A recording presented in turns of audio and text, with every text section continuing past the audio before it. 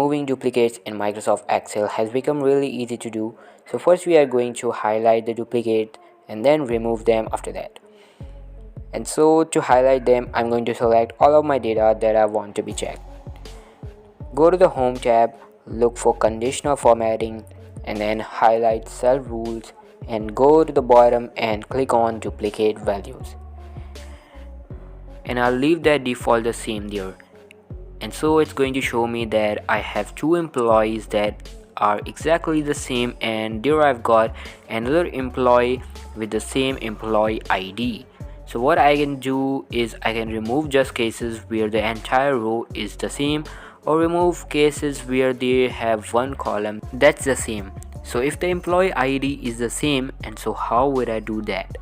Is I'm going to again select my data and then I'm going to go to the data tab and find this remove duplicates button. Now if I leave all of my options the same here, if they are all checked, what it's going to do is remove just Mubashir Hussain, the second instance of that. It's going to keep the first one, but if I was to just check the column C, it's actually going to remove Mubashir Hussain, the second one, and also Zakuta at the end, because that's a duplicate as well in that column. So it's checking the employee ID, just that where it's checked. But if I'm going to check all of them for right now and click OK, and again I see that second case of Mubashir Hussain removed.